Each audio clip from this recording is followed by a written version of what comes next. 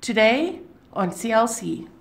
I love the way R.C. Sproul said it. Another word for holiness is actually otherness. It doesn't fit with our humanness. It's otherness. It's outside of us.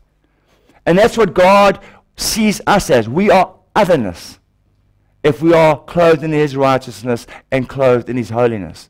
The problem is we don't know how to detach ourselves from the sinful things in the world that we just love to do over and over and over and over again. Because we don't understand what it means to be clothed in righteousness. And if we're clothed in righteousness, we will detest, we will hate, it will be abhorrent to us to go back to the things that we continue doing. And there's no way me or you can get away or around it or circumvent God's way of saving people. Sometimes He chooses not to heal our infirmities. My grace is sufficient for you. My grace. If you yield your life to Him and you're clothed in righteousness, no longer do I call you slaves. You know this over and over. But now I call you friends, because you have obeyed my commandments.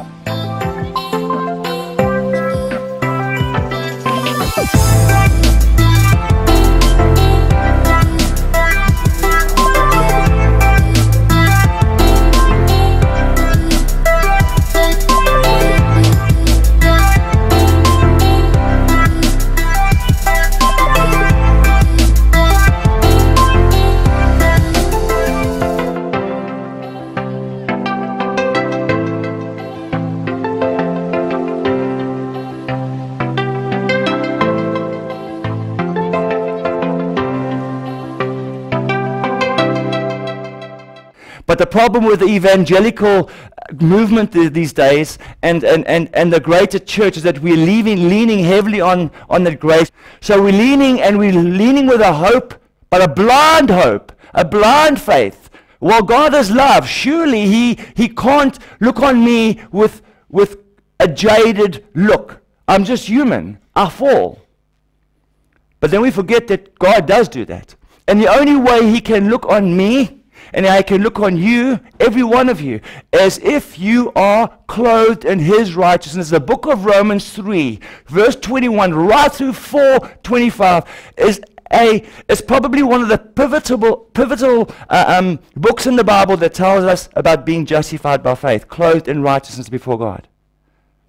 And there's no way me or you can get away or around it or circumvent God's way of saving people.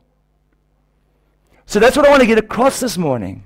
And it's just it's important for me. It's important for you. And we're never going to be absolutely holy from day to day. That's why we get the word sanctification. Sanctification is this process where God works in our lives. Sometimes He chooses not to heal our infirmities.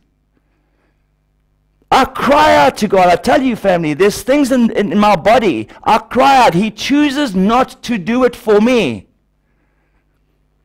My grace is sufficient for you. My grace. I need you here. I need you at that, for whether it's be a year or 10 years, I need you. God is sovereign. And I've come to resolve, I've resolved myself to that. The most important thing above my infirmities is that the one carried my infirmities on the cross and hence clothed me in righteousness for those who believe. And every single one of us are crying to God for something. Am I right? Every one of us. And are there things, be honest, are there things that God has not answered? Yes. Most definitely. If God had to at every whim answer everything, then He's just a genie in a bottle. He would not be sovereign, you would be sovereign. In fact, you would be above Him. You would see the greater picture, whereas God wouldn't see, but it's the other way around. God sees the greater picture. He sees those things that He needs us at His feet. He sees it. And you can cry in with tears, and God empathizes, He sympathizes, but there's things He's not going to do. But one thing He promises to do for those who believe is to clothe you. And when He clothes you, He sees you as a sign. Again, let me remind you, it's a sign, as the book of Revelation tells us, a sign that you belong to Him. That's where I want to continue this morning. It is so important. And sometimes I just get so kind of worked up. Why is the greater church not speaking about things like this? Why is the greater church always concentrating for an hour, even an hour and a half, on emotionalistic music, prosperity, and motivational speaking, and how beautiful you look today, Zander, and all that stuff? Is a nice word for a man, isn't it? Eh? Yeah. Did I just pump you? Feel good about yourself? Why is the church not telling us? Why aren't we seeing the truth, the veracity of Scripture? Why aren't we seeing those things? Why aren't we being taught those things? You're going to suffer tomorrow. You're going to suffer for the week. So am I. But the point is, if you can reconcile your suffering to the one who has saved you, there is nothing, neither depth, nor height, nor angels, nor demons, nor death, nor life will be able to separate us from the love of Jesus Christ. Nothing. You have to be clothed in righteousness. So we're continuing with that. We're going to be reading from the book of Exodus chapter 39. In fact, if you want to really do some deep reading, start at Exodus chapter 20, I would recommend. But journey from Exodus 25 right through to 40. I think it's 16 chapters that deal with God's tabernacle, His commandments, exactly dot for dot, a beautiful blueprint of how God wants to come and tabernacle with people. And it gives Moses the blueprint of how he is meant to build this tabernacle in order for God to come and dwell with His people. And some of you would want to ask, why am I even speaking about that this morning? It's because if we can't catch this, then we're riding the grace gravy train. And we're thinking Jesus is some amby-pamby. And we forget that Jesus Christ, who died for the sins of the world, is risen and is on the right hand of the Father, who is absolutely intrinsically holy. And you still cannot come into His presence willy-nilly unless you are clothed in His righteousness. You cannot. So nothing has changed, really, family. Nothing has changed. We're saved by grace, not by law. Something that Paul really struck a tune with was to the church of Galatia. We're saved by grace, not by law. We don't do anything by the law to save us. But once you're saved by grace, the law gets upheld. And we changed human beings. So I feel it is very important for us to get this context, and also it is because it gives us a precise indication as to why God is so determined to set up this form of worship. By the way, we see the Old Testament, we see the New Testament. We think the New Testament, the church started in the book of Acts. Actually, the Old Testament, Israel as a nation was the church. It was a foreshadow of what was to come. So if you want to give anything in the Old Testament, if you want to say anything about the nation of Israel, you could actually call them a church in reality. So I hope that the first 7 verses will do justice to what I want to speak about this morning. But I do encourage you, go and read. Really go and read it, especially from verse 25 right through to 40. I mean chapter 25 through 40. 16 chapters dedicated to showing how God was setting up His place of worship and the type of government, that's very important, the type of government He wanted for Israel. Have you ever heard of a theocratic government? Anyone here familiar with a theocratic government? Theocracy, you know what we don't have theocracy anymore. We have democracy, and we have and Republicans and Democrats and all that. But theocracy basically is God rules. And how does He rule? Through priests. God speaks only through the priest, and the priest governs. The priests were the governors, in fact, the judges of the nation. That's theocratic. God is in charge. God is sovereign. He speaks to a specific group of people, and this specific group of people says this is how we should run our lives. We should be holy as God is holy, is Leviticus chapter 20. The priests were the governors and ambassadors, representative of God. They were ruling over Israel as if it was God himself, under God's sovereign rule and guidance. And a good reason for that. It was completely, and still is, utterly holy. And if a God was coming to dwell with a people, you've got to understand that where he is going to dwell has to be a blueprint of exactly where he's coming from.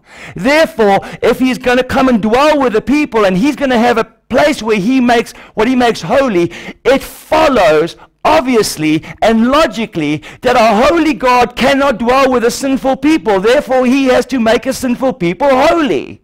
God cannot indulge himself in sinfulness. And that's why if he were to make the tabernacle, which were by the way were made by human hands, sinful hands. But Exodus chapter 40 tells that God himself comes. He consummates the tabernacle and makes it holy. And that's the only way Israel can actually dwell in the presence of God. So why am I saying that? Because God made that nation holy, righteous. So if God was going to dwell with Israel, his people, to tabernacle, that's exactly what it means. Tabernacle is not just an abstract word. Tabernacle means to live with, to dwell with, to come and commune with. That's what tabernacle really means. This is why God tells Moses to make a tabernacle, a dwelling place, exactly according to his blueprint, hence Exodus 20. So the tabernacle in the Old Testament is an antetype, a pre-type, a foreshadow of the Christ, what Jesus Christ is going to do. You see, this is where we have to get it straight. Why all this Old Testament stuff? Why can't we just stick with the New Testament? This is the mainstream church. New Testament only. But we forget that if there was no Old Testament, there can never be a New Testament. There can't be. Jesus Christ died in vain. Again, let me remind you, as I said last week, let's go and join a cult. Pick one cult and we'll go and join them. John 1:11-14 says this, he came to his own. And his own, that Greek word from the Hebrew means his own creation. And people with a capital P, the Jews, they did not receive him. But to all who did receive him, who believed in his name, he gave the right to become children of God, who were born not of blood, nor of the will of the flesh, nor of the will of man, but of God. And the word became flesh, and here's the word, tabernacled amongst us. The same word from the Old Testament into the Greek. We get dwelt in the New Testament. The word became flesh and made his tabernacling. He tabernacled amongst us. He came to visit us, commune with us. Nothing's changed. And we have seen his glory, the glory of the only Son, the unique one from the Father, full of grace and truth. So God confirms his covenant with Israel in Exodus 24. And it tells us that he does it between himself and Israel. Therefore, confirming the covenant would also mean that God would make his dwelling place with Israel. And if God was going to literally dwell with Israel, then it meant, as I said, the tabernacle would have to be completely and utterly holy. In other words, they were to be clothed in righteousness. It is not a New Testament term. It is as old as the hills from the Old Testament. Exodus 40 verse 34 goes on to tell us how God made the tabernacle holy, as I said, by his own hands, without the interference of man, in order to ratify his own holiness. What I want to concentrate is only 2 verses this morning, although I'm going to read 7. There's 2 verses I want to concentrate on this morning to actually uphold the fact as how God sees you and me, and how he saw Israel and his priesthood in the Old Testament. And that's going to be concentrating on the priestly garments. And so again, the title of my sermon is Clothed in Righteousness, Clothed in Holiness. This is part 2. And it's because many other things like the law, the priests were the ones who were going to represent Israel and their sin. Amongst many other things, the priests are representing Israel and their sin, like Jesus Christ, the high priest, represents us and our sin, including the sins of the priests themselves. So in a nutshell, this is in order for God to get across the most valuable and most important point to Israel concerning himself, and to show his absolute holiness. Thereby, the outcome is to show Israel that if they are dealing with an intrinsically holy God, therefore it stands to reason once again that they are to be holy, set apart. I love the way R.C. Sproul said it. Another word for holiness is actually otherness. It doesn't fit with our humanness. It's otherness. It's outside of us. And that's what God sees us as. We are otherness if we are clothed in his righteousness and clothed in his holiness. You are set apart from this world. Leviticus 20:26, you shall be holy, you shall be set apart, for I the Lord am holy, and have separated you from the peoples, that you should be mine. There's a summary of holiness. There's a definition of holiness. You shall be set apart. The problem is we don't know how to detach ourselves from the sinful things in the world that we just love to do over and over and over and over again. Because we don't understand what it means to be clothed in righteousness. And if we're clothed in righteousness, we will detest, we will hate, it will be abhorrent to us to go back to the things that we continue doing.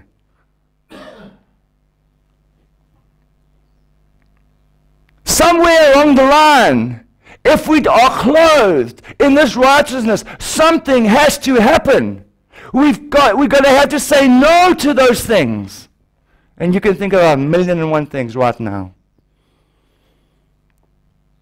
And as I said, holiness is actually, if you want to call it another word, an otherness. In other words, Israel was to be different from the rest of the world, and so are you and I. They were actually meant to be and represent the otherness